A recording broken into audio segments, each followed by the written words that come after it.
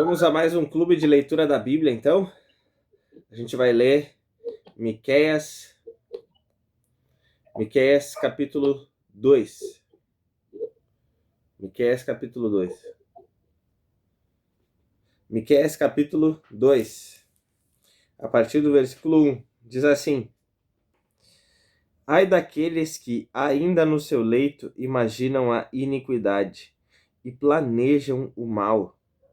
Dá para sublinhar, sublinha aí, ó. Ai daqueles, né?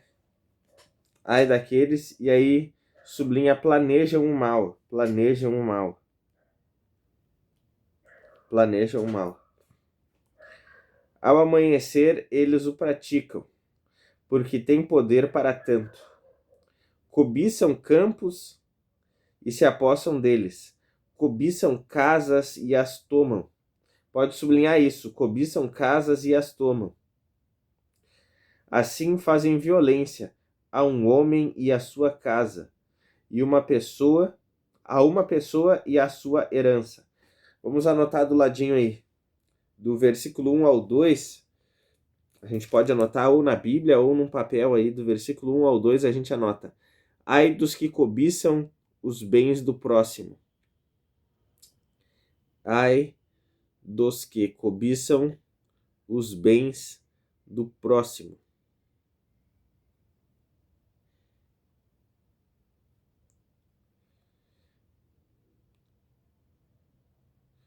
Ai dos que cobiçam os bens do próximo. Cobiçar é desejar o que é do outro, né? Versículo 3. Portanto, assim diz o Senhor: Eis que estou forjando uma calamidade. Dá para sublinhar isso, estou forjando uma calamidade contra esta família, da qual vocês não livrarão o seu pescoço, vocês não andarão mais de cabeça erguida. Sublinha isso, não andarão mais de cabeça erguida. Porque será um tempo de calamidade. Vamos anotar do lado do versículo 3.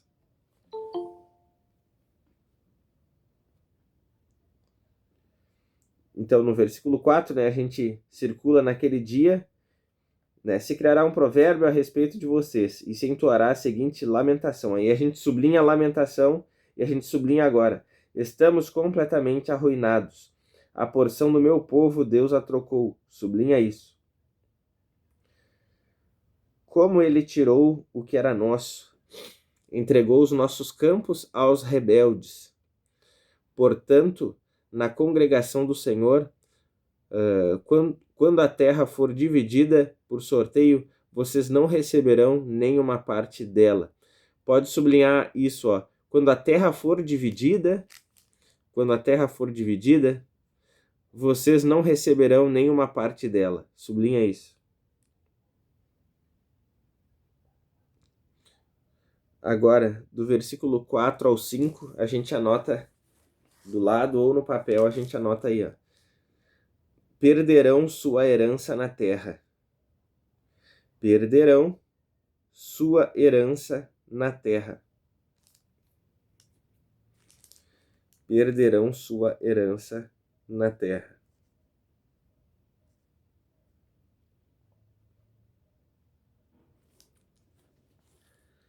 Versículo 6. Eles dizem: não profetizem tais coisas, porque a desgraça não cairá sobre nós. Pode sublinhar isso, ó. Não profetizem tais coisas, porque a desgraça não cairá sobre nós. Sublinha isso. Versículo 7. Tais coisas anunciadas não alcançarão a casa de Jacó. Estaria o Espírito do Senhor irritado? Será que ele agiria assim? Vamos sublinhar isso, ó. Estaria o Espírito do Senhor irritado? Sublinha essa frase. E sublinha também: será que ele agiria assim?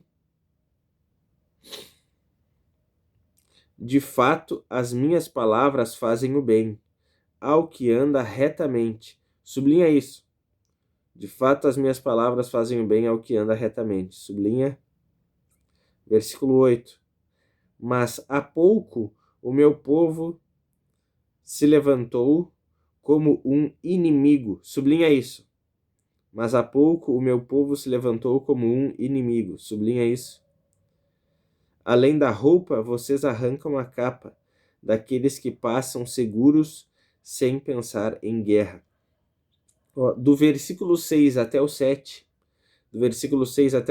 vamos anotar aí, do lado, Os falsos não creem no juízo e ira de Deus, do 6 ao 7, tá? Os falsos não creem no juízo e ira de Deus. Os falsos não creem no juízo e ira de Deus. Os falsos não creem no juízo e ira de Deus. Versículo 8. Versículo 8. Vamos anotar no versículo 8. A gente já tinha sublinhado, né? Mas há pouco o meu povo se levantou como um inimigo. Nós sublinhamos isso. Agora vamos anotar do lado do versículo 8. Deus é bondoso com os seus, mas eles viraram inimigos.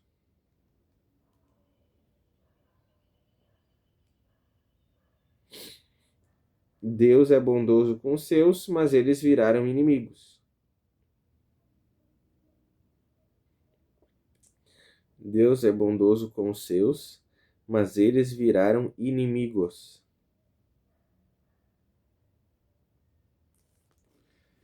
Deus é bondoso com os seus, mas eles viraram inimigos. Versículo 9. Versículo 9. Vocês expulsam do seu lar querido as mulheres de meu povo. Pode sublinhar essa frase também. Vocês expulsam do seu lar querido as mulheres de meu povo. Dos filhinhos delas, vocês tiram a minha glória para sempre. Levantem-se e vão embora, porque este não é o lugar de descanso. Vão embora por causa da impureza que traz destruição. Pode sublinhar isso, vão embora por causa da impureza que traz destruição. Sublinha isso. Sim, destruição enorme. Agora, vamos anotar do versículo 9 ao 10. Do versículo 9 ao 10, vamos anotar. Eles expulsavam os pobres de casa, agora Deus os expulsa. Eles expulsavam os pobres de casa, vírgula, agora Deus os expulsa.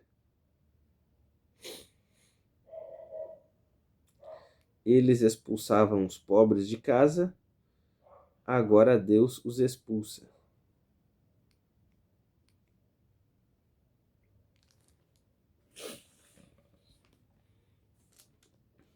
Versículo 11. Versículo 11. Se alguém, seguindo o vento e a falsidade, inventar uma mentira, pode sublinhar isso. Seguindo o vento e a falsidade, inventar uma mentira. Então, se alguém seguindo o vento e a falsidade inventar uma mentira, do tipo, eu lhes profetizarei a respeito de vinho. Sublinha isso. Eu lhes profetizarei a respeito de vinho. E de bebida forte. Esse tal será o profeta deste povo. Sublinha. Esse tal será o profeta deste povo. Sublinha essa frase. Esse tal será o profeta deste povo. Agora vamos anotar ao lado do versículo 11. Anota assim. Amavam os falsos que profetizavam prazeres.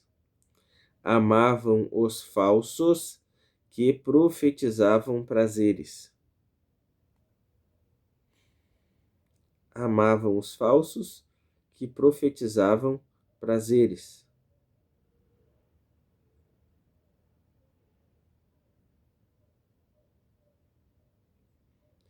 Amavam os falsos que profetizavam prazeres.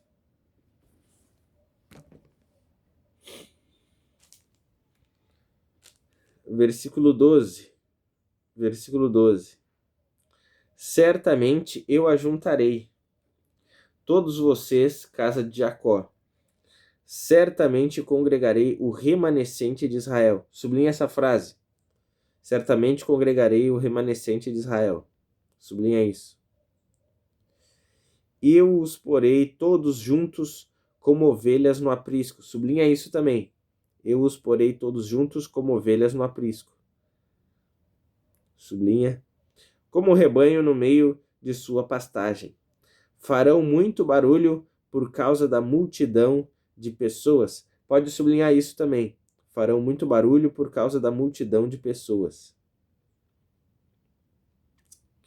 Agora vamos anotar do lado do versículo 12. Anota assim, ó. Os remanescentes fiéis serão reunidos no aprisco da salvação. Os remanescentes fiéis serão reunidos no aprisco da salvação. Os remanescentes fiéis serão reunidos no aprisco da salvação.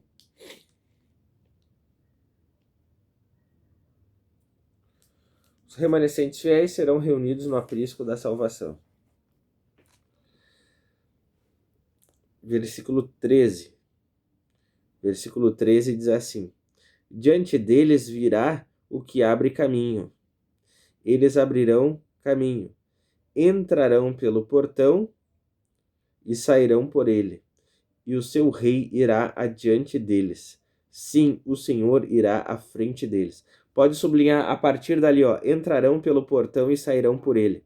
Sublinha dali até o final do versículo. Entrarão pelo portão e sairão por ele, vai sublinhando. E o seu rei irá diante deles, sublinha também. Sim, o Senhor irá à frente deles. Sublinha tudo isso. Agora vamos escrever do lado. O rei Messias irá à frente como bom pastor. O rei Messias irá à frente como bom pastor. O rei Messias irá à frente como bom pastor. Anota aí. O rei Messias irá à frente como bom pastor.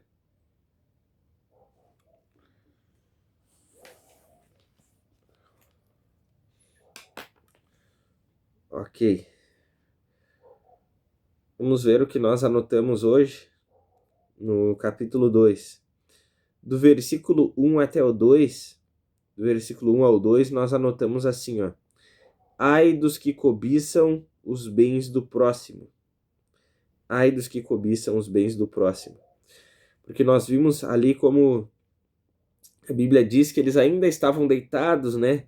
E eles ficavam imaginando, planejando o mal que eles fariam no outro dia. Aí amanhecia, eles iam lá e praticavam o mal. Ficavam cobiçando e tomavam com violência, né, os bens do próximo. Ou seja, isso é roubo, né? Isso é roubo. Então era isso que estava acontecendo em Israel. A ganância das pessoas, né, faziam elas roubarem umas às outras. Depois, no versículo 3, nós anotamos: Deus prepara juízo, Deus prepara juízo que os humilhará.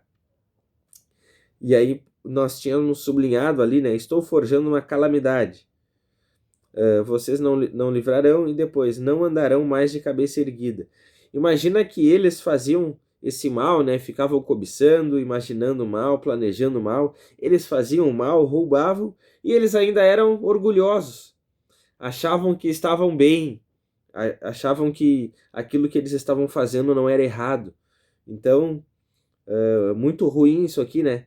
E aí Deus diz, né, que já estava preparando um juízo ali, e eles não iam mais ficar andando de cabeça erguida, ou seja, Deus ia humilhar eles, porque eles faziam mal e ainda assim eram orgulhosos, não tinham um coração quebrantado, não se arrependiam do mal que estavam praticando.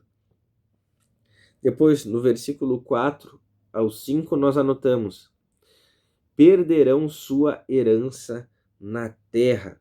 Perderão sua herança na terra. Então, Deus diz, né, que no dia que a terra fosse dividida, né, para o seu povo, aqueles homens daquela geração ali, eles não receberiam a sua porção, não receberiam a sua parte. Porque a Bíblia ensina, meus irmãos, que se com Deus, né, nós sofrermos, com Ele também reinaremos. Se com Cristo sofrermos, com Ele reinaremos. Essa é uma promessa bíblica. Então, nessa vida aqui, a gente está perseverando, a gente sofre as tribulações, né, momentâneas, mas depois que passar essa vida aqui, nós reinaremos com o Senhor na eternidade. E é como se cada um fosse receber ali uma parte significativa de uma terra e iria reinar sobre aquele lugar. Só que esses aqui, por eles terem desobedecido a Deus, por eles serem infiéis ao Senhor, eles não receberiam essa recompensa, né? Por quê? Porque até mesmo nem salvo eles seriam, né? Estavam fazendo mal, eles sofreriam a condenação. Do versículo 6 ao 7, nós anotamos: os falsos não creem no juízo e ira de Deus. Porque a gente sublinhou ali, ó, eles diziam assim, ó, não profetizem tais coisas, porque a desgraça não cairá sobre nós. Aí eles fazem uma pergunta: estaria o Espírito do Senhor irritado? Será que ele agiria assim? Irmãos, isso é bem comum. Isso é bem comum hoje em dia as pessoas terem esse pensamento aqui. Por exemplo, aqui Miqueias, ele estava profetizando e estava dizendo que Deus iria, enfim, operar um juízo, iria corrigir o seu povo, mas aí aquelas pessoas, elas estavam acostumadas apenas com uma pregação positiva, ok? Só pregação positiva, prosperidade, sonhos, enfim, só bênção, bênção, bênção. Elas não estavam acostumadas com a correção, com a repreensão, e aí Miqueias chega ali profetizando, né, corrigindo, repreendendo as pessoas por causa dos seus pecados. Aí eles começam a dizer: não, isso daí não vem de Deus, porque não vai vir desgraça sobre nós. Não, isso daí não é de Deus. Aí eles diziam assim, ó: estaria Deus irritado? Deus age assim? Não, Deus não é um Deus irado. O nosso Deus é um Deus bondoso, é um Deus bonzinho, é um Deus de amor, entende? E as pessoas, né, algumas pessoas hoje em dia têm essa ideia de que Deus é só amor, de que Deus é só amor, de que Deus só abençoa. Só que as pessoas esquecem que Deus tem um caráter. Se ele é bom, automaticamente ele precisa reprovar aquilo que é errado. Ele precisa reprovar. E se Deus é bom, ele é justo, ok? E se ele é justo, ele não vai deixar impune aquilo que é errado. Então, a gente não pode ficar com uma fatia de Deus, né? Uma caricatura de Deus onde a gente imagina um Deus que só favorece as pessoas. Deus abençoa? Com certeza Deus abençoa. Mas Deus também corrige, Deus também opera seus juízos. A Bíblia mostra, né, em Hebreus, dizendo que Deus repreende, Deus corrige o filho que ele ama, ok? E a Bíblia também fala que Deus, ele se torna conhecido pelos juízos que ele exerce. Então, imagina, só para a gente ter uma ideia, imagina que as 10 pragas no Egito, né, eram um juízo de Deus, porque os egípcios, eles escravizaram lá o povo de Deus, né, durante 400 anos, né? Durante 400 ou 430 anos fizeram do seu povo escravo. Então, além dos egípcios não se converterem a Deus, por conviverem, né, com os crentes, vamos dizer assim, por conviverem com os israelitas, além de não se converterem, eles ainda fizeram o povo de Deus escravo. Então, Deus não ia deixar impune. Deus operou as 10 pragas lá. Aí a Bíblia vai dizer que quando os espias, né, depois que já tinha passado muito tempo, 40 anos eles caminhando no deserto, e aí os primeiros, os espias que Josué envia, eles chegam na casa de Raabe, que era prostituta, quando eles iam entrar na terra prometida, que era em Jericó. E aí quando eles chegaram lá, a Raabe disse assim, ó: nós soubemos que o Deus de vocês abriu o mar e destruiu lá o faraó e os egípcios no meio do mar, e também Deus fez vocês derrotarem 5 ou 3 reis, não me recordo quantos. Imagina, meus irmãos, que nenhum israelita tinha ido lá falar que Deus tinha feito isso. Vocês estão entendendo? Mas Raabe soube, e não só Raabe, mas todo o povo de Jericó soube que Deus tinha feito isso. Por quê?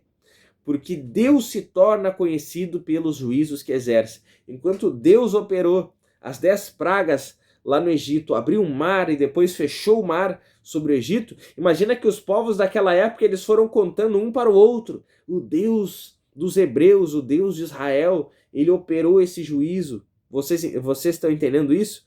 Então, não precisou um israelita ir até lá falar e evangelizar. Deus se tornou conhecido pelo juízo que ele exerce. Então, também, né, quando Deus opera ali algum tipo de castigo, Deus também se torna conhecido. Porque Deus quer que as pessoas saibam que ele sim abençoa, que ele é amor, mas também Deus quer que as pessoas saibam que se elas fizerem o mal, Deus também vai fazer elas colherem o mal que elas plantaram. Por quê? Porque Deus é justo. Então não podemos crer em um Deus pela metade que só favorece, ok? Depois, nós anotamos ali no versículo 8.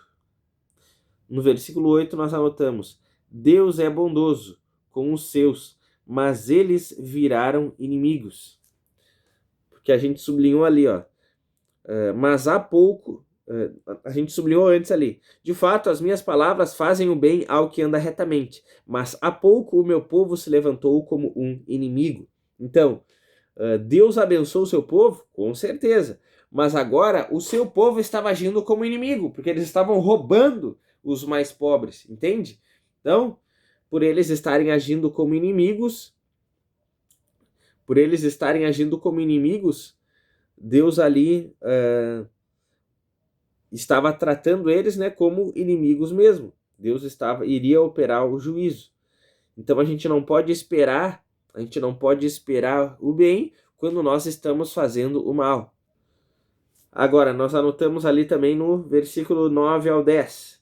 Eles expulsavam os pobres de casa, agora Deus os expulsa.